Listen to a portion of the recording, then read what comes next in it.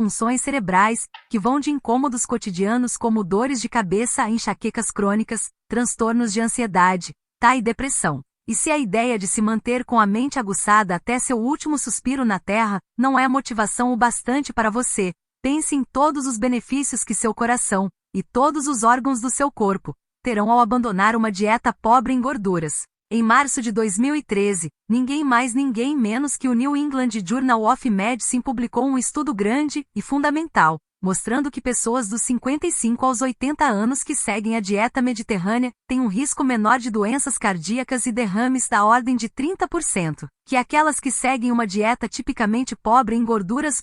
26 Os resultados foram tão profundos que os cientistas interromperam mais cedo o estudo, porque a dieta pobre em gordura se mostrou excessivamente danosa a quem comia grandes quantidades de produtos assados artificialmente, em vez de fontes de gordura saudável. A dieta mediterrânea é famosa por ser rica em azeite de oliva, castanhas, feijões, peixe, utas e vegetais, e permite até vinho nas refeições. Embora tenha espaço para grãos, é muito semelhante a meu protocolo dietético. Na verdade, se você alterar a dieta mediterrânea, removendo todos os alimentos que contêm glúten e limitando utas açucaradas e carboidratos sem glúten, você tem a perfeita dieta cerebral sem grãos.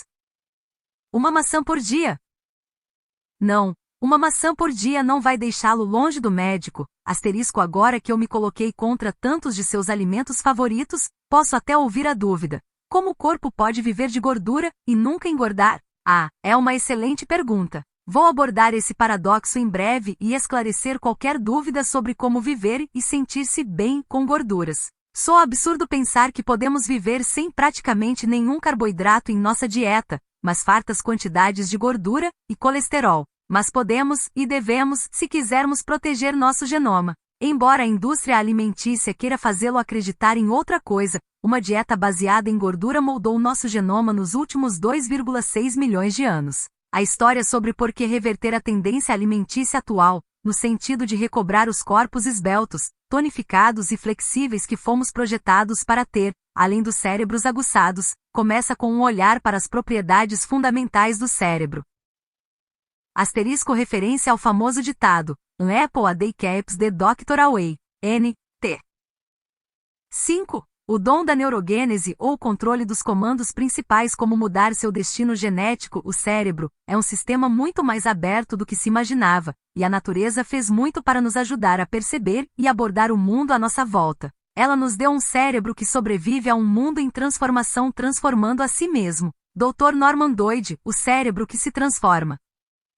Fomos projetados para ser pessoas espertas a vida inteira. O cérebro foi feito para funcionar bem até nosso último suspiro, mas a maioria de nós supõe, erroneamente, que com a idade vem o declínio cognitivo. Achamos que se trata de uma parte inevitável do envelhecimento, tanto quanto a perda da audição ou o surgimento das rugas. Essa impressão é uma falácia perniciosa. A verdade é que estamos levando uma vida que não é adequada àquilo que geneticamente fomos criados para fazer.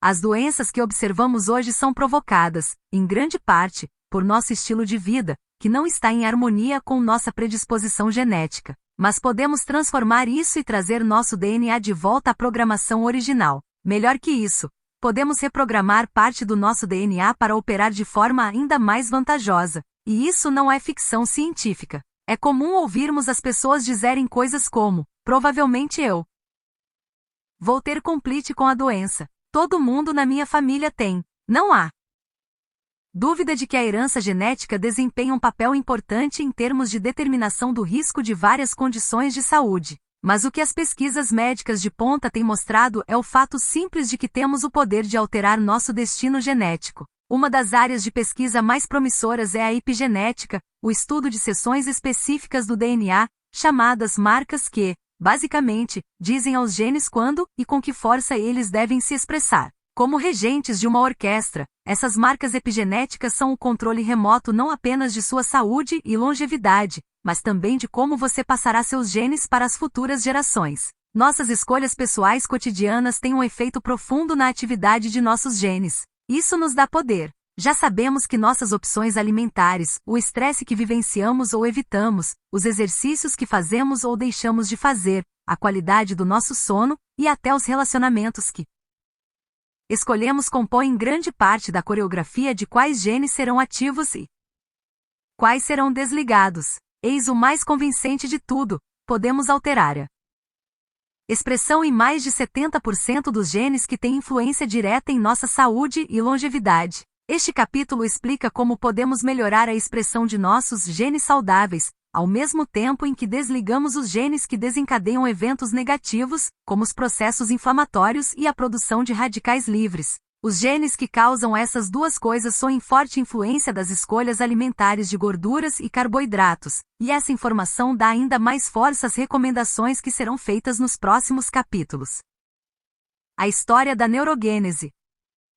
Será que cada dose de bebida alcoólica que você toma realmente mata milhares de células cerebrais? Ocorre que nós não morremos com o mesmo número de neurônios com que nascemos, tampouco com aqueles que se desenvolvem na primeira infância. Nós desenvolvemos neurônios ao longo de toda a nossa vida. Também podemos fortalecer os circuitos cerebrais existentes e criar conexões novas e complexas, com novas células cerebrais. Eu tive sorte de participar dessa descoberta, que pôs abaixo gerações de ideias preconcebidas na neurociência, embora muitos ainda pensem de outra forma. Durante meus anos de faculdade tive a oportunidade de explorar o cérebro usando uma tecnologia que estava apenas no princípio. Foi no início da década de 1970, quando os suíços começaram a criar microscópios que podiam ser usados por neurocirurgiões realizando procedimentos cerebrais delicados. Quando essa tecnologia estava evoluindo e cirurgiões americanos estavam ansiosos para adotar essa nova abordagem à cirurgia cerebral, um problema logo se tornou.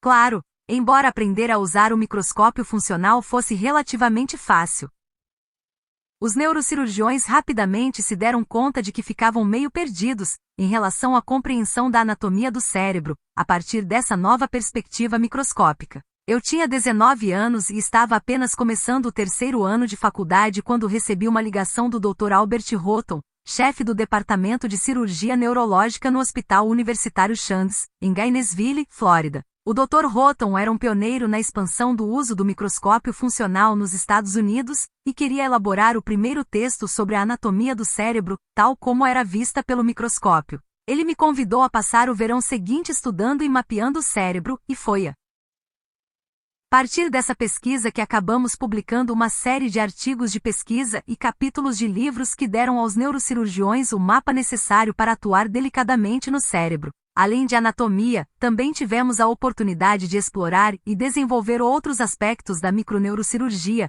inclusive a criação de instrumentos e procedimentos inovadores. De tanto passar o tempo atrás do microscópio, me tornei bastante experiente na manipulação e no conserto de vasos sanguíneos extremamente pequenos, que, antes do uso do microscópio, teriam sido destruídos no curso de operações cerebrais, muitas vezes com consequências ruins. Nosso laboratório havia angariado reconhecimento internacional por suas realizações nesse campo novo e empolgante, e atraiu muitos professores visitantes do mundo inteiro. E foi logo depois da visita de uma delegação de neurocirurgiões espanhóis que eu aceitei um convite para dar continuidade a minhas pesquisas no famoso Centro Ramon Y. Cajal, em Madrid.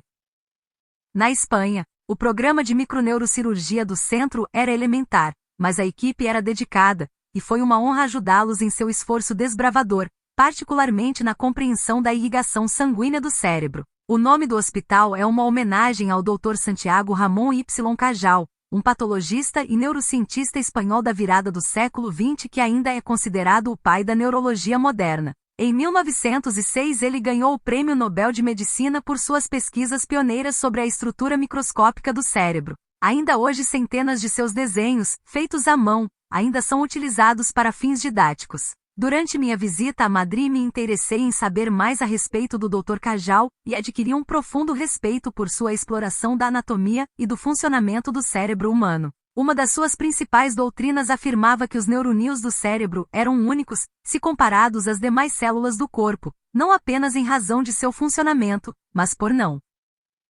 possuírem a capacidade de regeneração. O fígado, por exemplo, se regenera perpetuamente criando novas células hepáticas, e uma regeneração similar das células ocorre em potencialmente todos os demais tecidos, inclusive a pele, o sangue, os ossos e os intestinos. Reconheço que a teoria de que as células cerebrais não se regeneram me foi vendida de forma convincente, mas já naquela época eu me perguntava se isso seria mesmo verdade e o cérebro não teria mesmo a capacidade de criar novos neuroníons? Afinal de contas, pesquisadores do Instituto de Tecnologia de Massachusetts haviam mostrado que a neurogênese, o crescimento de novos neuroníons cerebrais, ocorria durante todo o tempo de vida dos camundongos. E muitas coisas no corpo humano dependem da regeneração. Por exemplo, certas células sanguíneas se renovam no espaço de poucas horas, os receptores de paladar são substituídos a cada 10 dias, as células epidérmicas são trocadas a cada mês, e as células musculares levam cerca de 15 dias para se renovarem totalmente.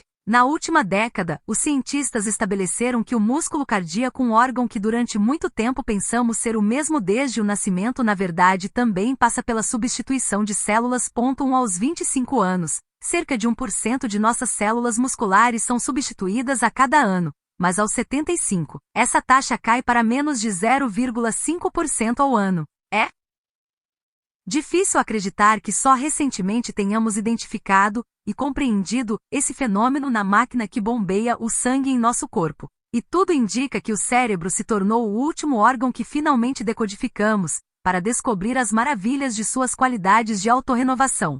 O Dr. Cajal não tinha como saber até que ponto o cérebro podia ser maleável e plástico, dada a tecnologia com que trabalhava, e o fato de o DNA não ter sido codificado ainda. Em sua obra de referência, Degeneration and Regeneration of the Nervous System, Degeneração e Regeneração no Sistema Nervoso, de 1928, ele afirmou: nos centros adultos, algumas vezes os condutos nervosos são inalteráveis, determinados e imutáveis. Ponto 2. Se eu pudesse alterar essa afirmação para refletir aquilo que sabemos hoje, eu trocaria as palavras inalteráveis, determinados e imutáveis para o exato oposto: alteráveis, indeterminados e mutáveis. Também diria que as células cerebrais podem morrer, mas com toda certeza podem se regenerar. É fato que Cajal deu grandes contribuições ao conhecimento do cérebro e do funcionamento dos neuroníons. Estava até à ente de seu tempo na tentativa de compreender a patologia das inflamações. Mas sua crença de que o cérebro estava, de alguma maneira, limitado àquilo que lhe cabia é um mito que atravessou a maior parte da história humana até que a ciência moderna, no final do século XX, provou o quão flexível o cérebro pode ser. Em meu livro anterior, Power Up Your Brain, The Neuroscience of Enlightenment Entertainment, Turbine Seu Cérebro, a neurociência do esclarecimento, eu e o Dr. Alberto Viloudo contamos a história de como a ciência veio a entender o dom da neurogênese no ser humano. Embora os cientistas tenham provado a neurogênese em diversos outros animais há muito tempo, foi só na década de 1990 que passaram a se concentrar exclusivamente na tentativa de demonstrar a neurogênese em pessoas. 3. Em 1998, a revista Nature Medicine publicou um artigo do neurologista sueco Peter Eriksson, em que ele afirmava ter descoberto que dentro do nosso cérebro existe uma população de células-tronco neurais que são permanentemente reabastecidas e conseguem se transformar em neuroníons. 4, e ele tinha mesmo razão. Todos nós passamos por uma terapia de células tronco cerebral a cada minuto de nossas vidas. Isso deu origem a uma nova ciência, chamada neuroplasticidade. A revelação de que a neurogênese ocorre no ser humano durante toda a vida deu aos neurocientistas do mundo inteiro um novo e empolgante ponto de referência, com consequências que atingem praticamente todo o leque de transtornos cerebrais. 5 Também trouxe esperança àqueles que buscam pistas para interromper, reverter ou até curar as doenças cerebrais progressivas. A ideia da regeneração dos neuroníons cerebrais criou um novo nível de motivação nos cientistas dedicados ao estudo das desordens neurodegenerativas. Também abriu o caminho para novos tratamentos que transformem a vida das pessoas que sofreram lesões ou doenças cerebrais graves. No livro O Cérebro que se Transforma, Como a Neurociência Pode Curar as Pessoas, Norman Doidge conta histórias reais que provam o quanto nosso cérebro e nosso potencial humano é adaptável. 6 Se vítimas de derrames podem reaprender a falar e pessoas nascidas com apenas parte do cérebro podem treiná-lo e reprogramá-lo para funcionar como um cérebro inteiro. Imagine as possibilidades para aqueles de nós que esperam apenas preservar as próprias faculdades mentais. A pergunta que não quer calar: é possível criar novos neuroníons cerebrais? Em outras palavras, o que influencia a neurogênese? E o que podemos fazer para estimular esse processo natural? Esse processo, como seria de esperar, é controlado pelo nosso DNA. Especificamente um gene localizado no cromossomo 11 que tem o código da produção de uma proteína chamada fator neurotrófico derivado do cérebro, o BDNF. O BDNF desempenha um papel fundamental na criação de novos neuroníons, mas além de seu papel na neurogênese, o BDNF protege os neuroníons existentes, garantindo sua capacidade de sobrevivência ao mesmo tempo em que estimula a formação de sinapses, a conexão de um neurônio ao outro, processo vital para o raciocínio, o aprendizado e níveis mais altos de funcionamento cerebral. Na verdade, pesquisas mostram níveis inferiores de BDNF em pacientes de Alzheimer, o que, considerando o que se sabe sobre o funcionamento do BDNF, não é motivo de surpresa. 7 Mais surpreendente talvez seja a relação do BDNF com uma série de condições neurológicas, inclusive a epilepsia, a anorexia nervosa, a depressão, a esquizoinia e o transtorno obsessivo-compulsivo. Agora temos uma compreensão firme dos fatores que fazem nosso DNA produzir BDNF. E felizmente esses fatores estão, na maioria, sob nosso controle direto. O gene que aciona o BDNF é ativado por uma série de hábitos pessoais, que incluem exercícios físicos, restrição calórica, uma dieta cetogênica e o acréscimo de certos nutrientes, como a curcumina e o DHA, uma gordura ômega 3. Essa é uma lição valiosa porque todos esses fatores estão ao nosso alcance e representam escolhas que podemos fazer para acionar o botão que faz crescer em novas células cerebrais. Vamos explorá-las uma a uma. Este é seu novo cérebro exercitado. Vou guardar a parte mais densa desta conversa para o capítulo 8, que explora em profundidade o papel do exercício na prevenção do declínio cognitivo. As descobertas são espantosas. O exercício físico é uma das maneiras mais poderosas de alterar seus genes. Em termos simples, quando você se exercita, literalmente exercita seus genes. Exercícios aeróbicos, em especial, não apenas ativam seus genes relacionados à longevidade, mas também estimulam o gene BDNF, o hormônio de crescimento do cérebro. Mais especificamente, descobriu-se que os exercícios aeróbicos aumentam o BDNF, revertem o declínio de memória nos idosos, e além disso, aumentam o surgimento de novas células no centro de memória do cérebro. O exercício não serve apenas para ter uma aparência esbelta e um coração forte. Talvez seu efeito mais poderoso passe a maior parte do tempo despercebido no andar de cima, onde nosso cérebro habita. Basta dizer que a visão científica emergente da evolução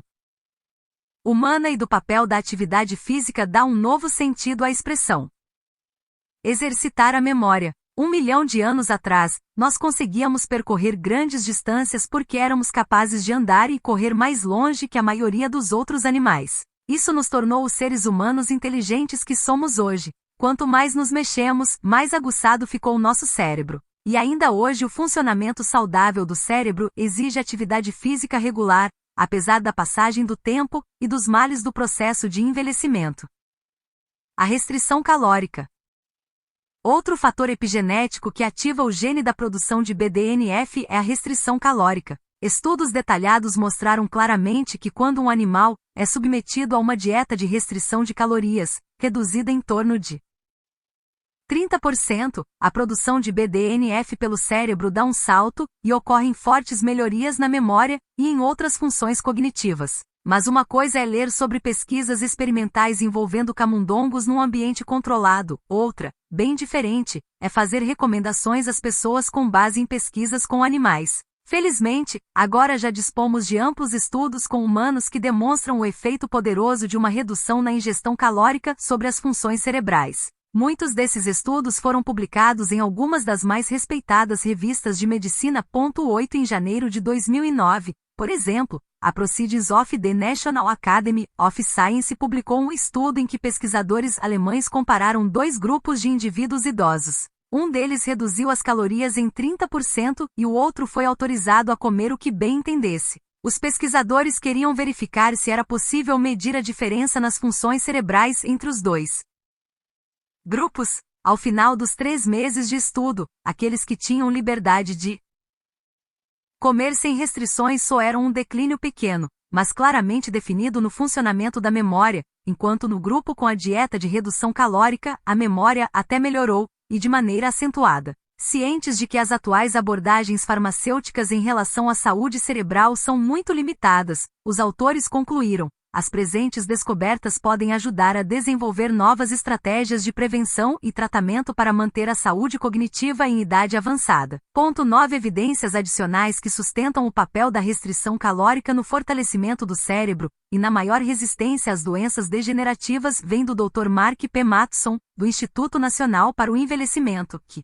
afirmou: dados epidemiológicos sugerem que indivíduos com baixa ingestão de calorias podem ter uma redução no risco de derrames e desordens neurodegenerativas. Há uma forte correlação entre o consumo alimentar per capita e o risco de mal de Alzheimer e derrames. Dados de estudos caso-controle de base populacional mostraram que os indivíduos com a menor ingestão diária de calorias tiveram os menores riscos de mal de Alzheimer e de Parkinson.